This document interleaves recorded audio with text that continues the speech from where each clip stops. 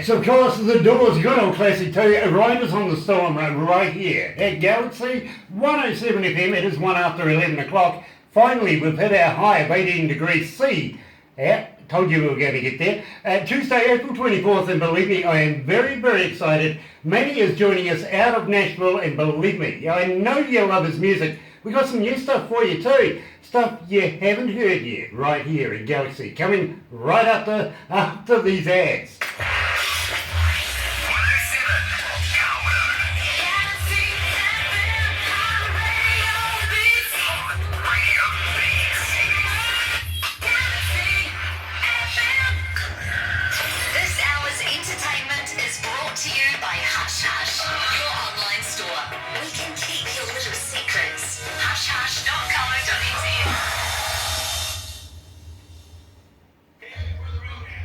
Ooh. 107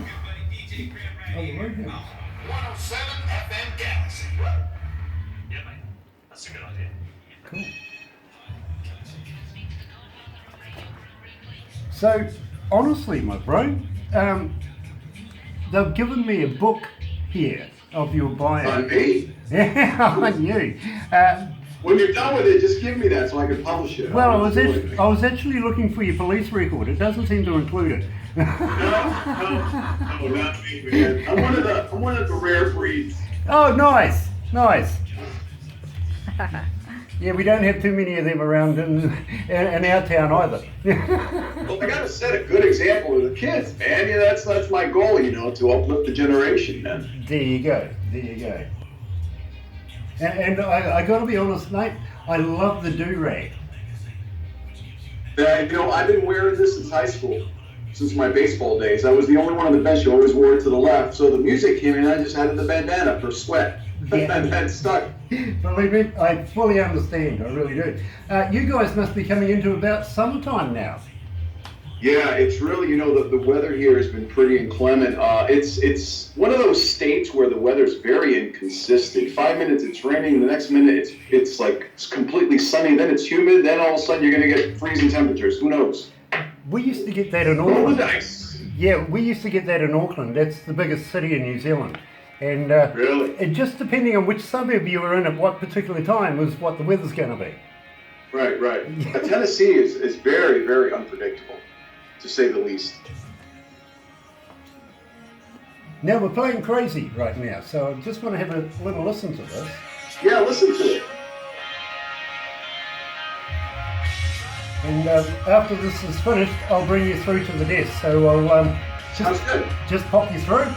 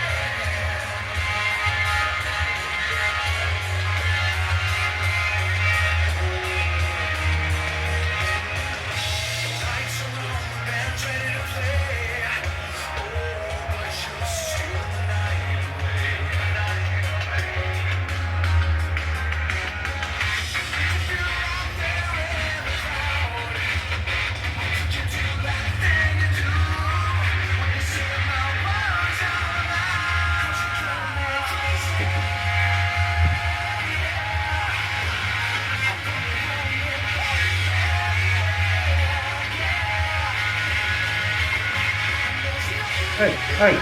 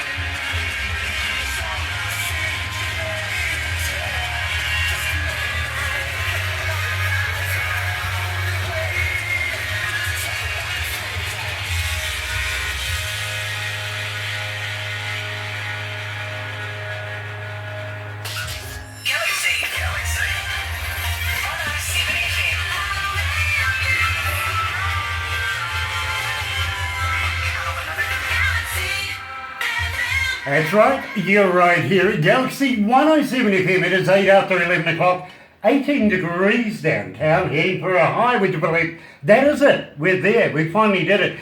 Tuesday, April 24th, and Barbara, you were a bit slow on that one, you really, really were. 6,177,000 joining us from around the world. I think Vicky's involved as well, there somewhere. Glad to have her along. Talking, going all the way to Nashville, Tennessee, and believe me, they've had their times over there just recently. Of course, yesterday with the big shootings over there.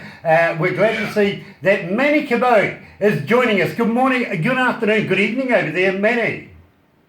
Hey, good evening, guys. Thanks so much for having me. Yeah, you're right. It's kind of weird with this time zone change, right? Yeah, it is. You're talking to the future right now, and we're so pleased to see that you're happy and safe and everything like that, especially from the waffle thing that was happening yesterday. That's rather alarming. Yeah. That's actually probably about 40 minutes away, and I happen to know a lot of friends that live in that town. Luckily, they're safe as well. It's a tragedy, but it goes to show you, and basically an impetus for one of my latest movements and one of my latest songs, Hate Has No Home Here, because there's a lot of hate going on. There's a lot of tension, and just, it's a travesty. And unfortunately, something's got to be done to minimize all this. So I'm just trying to take my part and do whatever I possibly can. But yeah, luckily I'm safe. And my heart goes out to the families. Unfortunately, apparently they were all young. My partner here, Matt, and his wife was telling me the story. I don't watch the news, so I refuse to, but I do get verbal accounts. Yeah, but believe me, we were very, very concerned.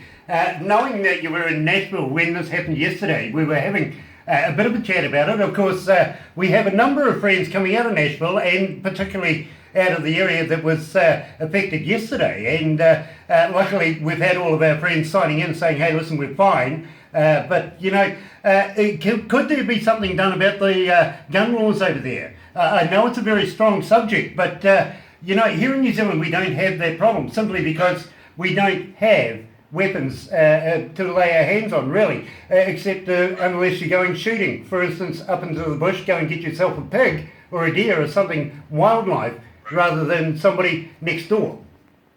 Right. No, absolutely. And I think it's a brilliant question. And you're right, it is. It's touching upon a very sensitive topic. But, you know, I'm a very proud American. And I would never, ever take away our freedoms to own, you know, any type of armaments. The only thing that I would like to see some sort of more stringent codes on who can buy a gun, some strict background checks on people. That's the one thing I would really like. People should have the right to own anything that they want in this country. But unfortunately, the few always ruin it for the many. And situations like what occurred yesterday is a prime example, you know? And unfortunately, in the state, the laws are a little bit more lenient. So I do see things making a transition to the point where it is going to be a little more arduous to be able to purchase a handgun.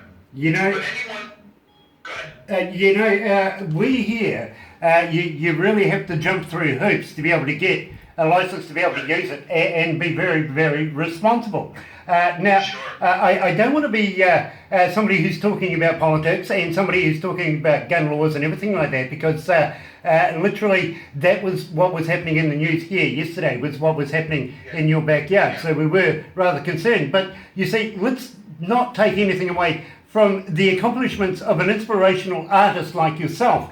And of course, we just play crazy. Now, for me, actually, it was the first time I've actually heard it, only having received it this morning, and absolutely love your style of music. Now, I'm an engineer myself. I've worked on music for many, many years now, and I've had a listen to a number of your songs and can't fault your work. So I ask you basically, what was crazy about? Tell me what all the lyrics was about. The actual lyrics is, you know, when my writing partners at the time, Michael and Lee, got together, we wanted to write a song, and the story actually developed from my journeys into, it was a 4-hour journey. There's a nightclub called Secrets. It's about 4 hours away in Maryland, a very, very popular club right on the beach.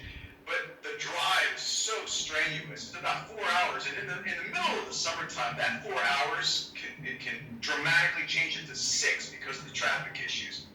So I was driving, and the incredible thing is there's one station from a stretch of probably around, I don't know, maybe 120 miles. That's a country station. It's the only station that you could like tune into, and it was all country music. It was actually one of my initial stages where I was first exposed to country music. I'm like, wow, this is a really cool genre of music. It's all about the stories. So I remember talking about a story. One of my friends had a girl he was supposed to meet there. So I just merged the story where the trajectory had to do with a relationship, you know, a guy traveling, and I couldn't wait to see there. And again, here in Nashville in particular, it's always about the story in the song. You know, so if you have a good story, you have a good production team, then you're likely that the possibilities of getting a great song is pretty high. So with that in mind, I wanted to write a story about a person who's actually a musician, like myself, put myself in that shoes, arriving to the situation where it's a packed house, but all you can see is that one person that you're dying to see, which makes the trip a little bit more enlightening. So it's a pretty cool story, you know? Yeah, I absolutely get that. And you know something, I would give quits, to be quite honest with you, to be that one station that you can pick up.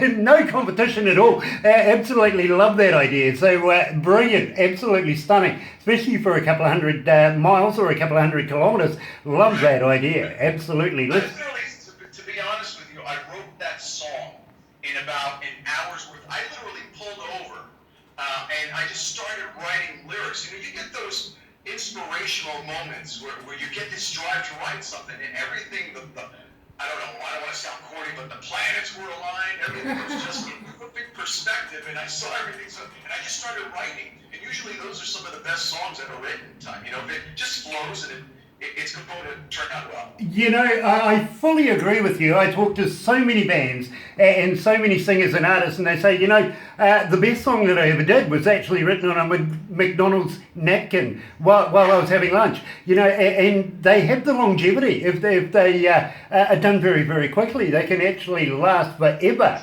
And I can see that with, of course, Crazy and how you've done that. Now, at the same time, I'm going to ask you, because you're an accomplished photographer, and believe me, you've been in some absolutely notable magazines and everything around the world. What turned you away from photography? I presume you're still doing it, to be an artist. You know, it's funny, as pretentious as it sounds, I hate to sound that way, but I was just born an artist. You know, I did the corporate world for many years. I had a pretty good, successful career doing what I had to do. But, you know, I always knew that there was a void. The closest thing to happiness that I encountered in the corporate world was working for Apple computers for close to 8 years. And, you know, when you walk into an Apple store, you used to have the guy that used to say trainer or creative. Well, I used to train trainers how to train. And my job was to empower people, whether you were an artist or an entrepreneur or a corporate, or whatever. I teach about social media or video production, audio production, or whatever. And so the photography always remained in my life. My dad got me into it when I was in college, and, you know, I had my own Minolta X700 for those photographers out there listening. You know, we had this thing called film. It was a pretty cool thing back in the day, you know. And I just continuously took a lot of snapshots. Whether I was on vacation, I would photograph my sister, her friends, and that turned into more of the fashion thing. So I developed a very deep aspiration for the editorial world, the magazines, because, you know, coming from New York City, I'm in Times Square. That's basically all I knew. So I did my due diligence, studied the best photographers, and then I managed a place called Fifth and Sunset Studios, which at the time was one of the top tier photo studios. We'd have 3 floors. I would meet probably, I don't know, 500 to 1,000 celebrities a year. So, you know, all types of magazines. I was very privy to some of the best techniques and styles in the industry. Annie Leibovitz, you know, David LaChapelle, I met all those guys. So I just began to grow this fervor and passion for imagery even more. So I think the rest is all history, you know. And then I just developed my style. You know how it is. You don't reinvent the wheel. You study the greats and you create your own style from it. Exactly. You create your own tyre for the wheel rather than invent the wheel. For me, my very first one, in fact, I had a little box camera way back in the day. But my first professional camera that I ever used, I've got to be honest with you, was a Polaroid, and therefore was my downfall. Yeah, mine was... As you can see, Polaroids are prominent today, so there's nothing wrong with Polaroids.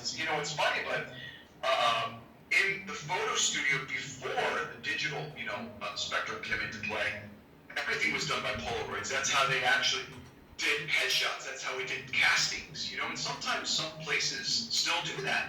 So don't ever knock Polaroids. They're indispensable in the photography industry. Well, I got to agree with you, but it's how you use your Polaroid and what you're taking photos of. And that's what I'm trying to say to you. That was my downfall. I was rather promiscuous with mine, so we won't go there. I see.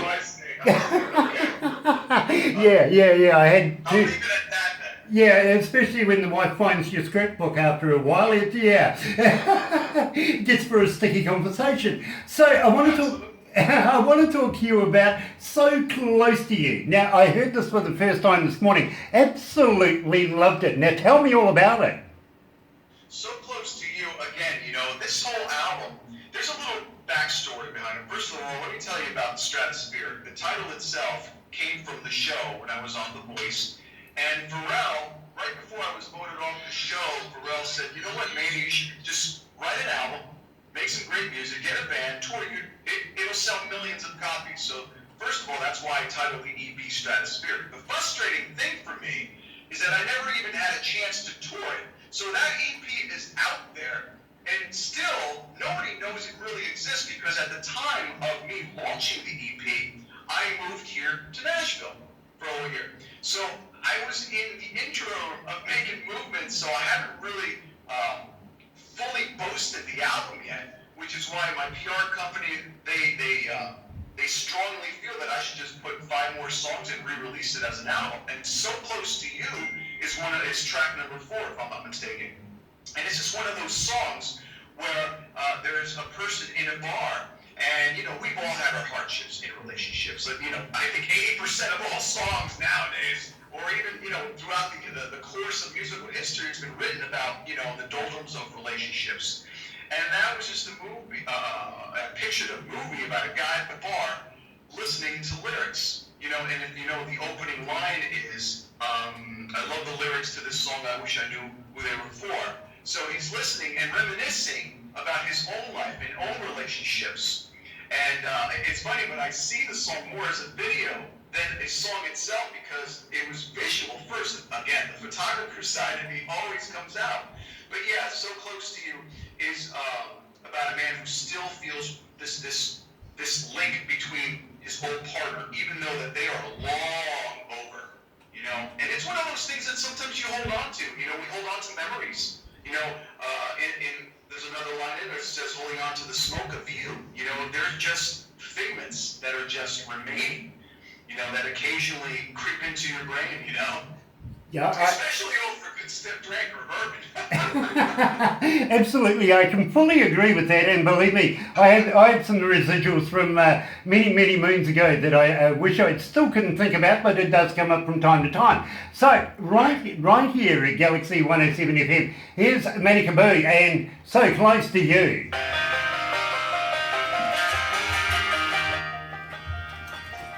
I love the beginning of this.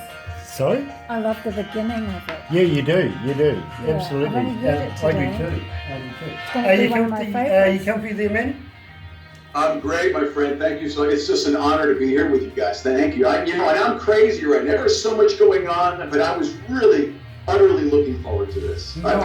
I'm filming a movie for Rode Microphones on Friday. I've got 2 photo shoots coming this week. I'm recording my second song for the movement, which is phenomenal. I've got the 3-year guitar player for the band America, David Browning, who's Katy Perry's producer, Grammy Award winner. I've got a lot going on right now I'm excited about, but this is awesome. I'm in New Zealand right now. Yeah, I'm in you New are. Zealand. Well, actually, you're not only in New Zealand, you're in Lagos, Nigeria, you're in Jamaica. Here's one I love, you're in Latvia. Latvia. You're in Latvia, my brother. Latvia, plenty of vodka. UK's signing in. You're in Germany and everybody through France and everything like that. Also, you're in England. You're in London, all the way up through to Ireland and Wales. Wow, that's incredible. I'm so humbled and honored. Thank you. And Australia's in there as well. And Fiji, Samoa. There is so many places. We are global. You see, my friend. I don't know why. I love it. I don't think it's my talents. It is. I think it's just damn good music. There you go. Well, you're doing something right, because I think before I got onto the show today, you had some sort of listenership. You really did. You had some fans. Yeah, one or two. Currently, we have 6,181,000, and I would hate to buy them all a beer. Wow. Yeah, me too. I don't want to pick up that tab. I'm sorry. Absolutely. That's great. That's great. Well, good for you. I wish you nothing but an abundance of success, and hopefully you proliferate even further than you currently are. That would be great. We try to be the tail that wags the dog, my friend. There you go. There you go. I love that. The tail that wags the dog. So, next I'm going to have a little chat to you about The Voice. I really am very, very interested in all the process of The Voice and everything that happened there. Sure. At the same time, I would love to be able to go into what we just talked about, how busy you are and what's happening in the world right now. Sure. Our listeners really want to know all about you. They really, really do. So the more information we can get out about you, hey, it's only going to be a good thing. Absolutely, I would love to. Believe me, hey, I'll share as much as I can, as earnestly as I can. No worries. Nice. And the next one coming up is Friday night. Right. Okay, let's go back to the desk. We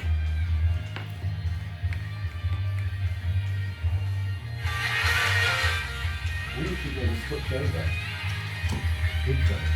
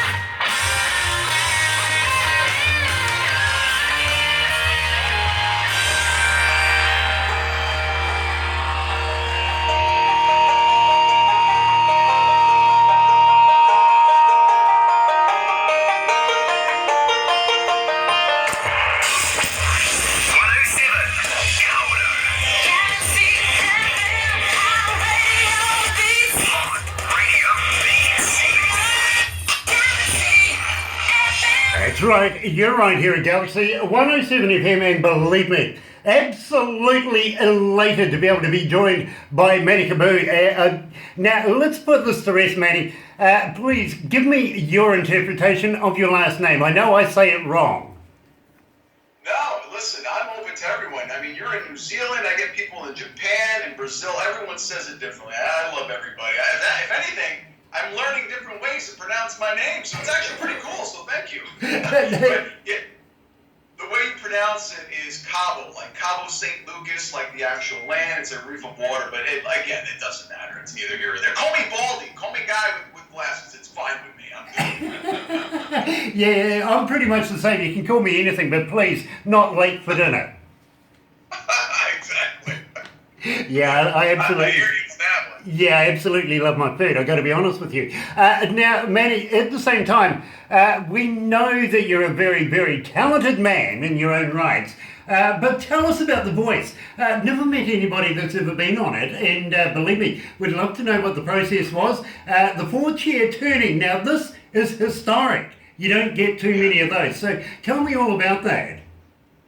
It was, I have to tell you, it's one of the most amazing journeys that I've ever been on. Definitely the pinnacle of the last 5 years with respect to music. And yeah, getting the 4-chair turn was just the icing on the cake. And it was a very grueling process. First of all, you have to beat out over 48,000 contestants, and some of these contestants have auditioned multiple times. And at the time, I'm very big on integrity. Okay, I don't like to fabricate anything. I don't like to lie. And there is nothing, and I'm telling you, this is not a disclaimer. This is just truth. There is nothing real about reality TV. Nothing. Okay.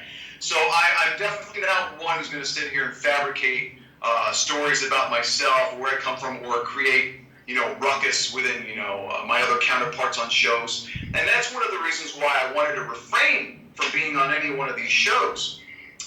Aside from the peer pressure from a lot of my friends, dude, you got to go on the show. You deserve to be on there.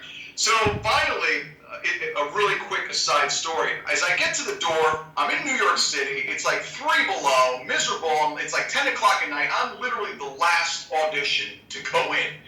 And my buddy Mike at the time goes, hey, Manny, listen, look up. If this isn't a sign, I don't know what is. I look up, there's a sign that says Manny's, pointing at the door, my name. So I'm like, okay, fine, I get it. I got to go in.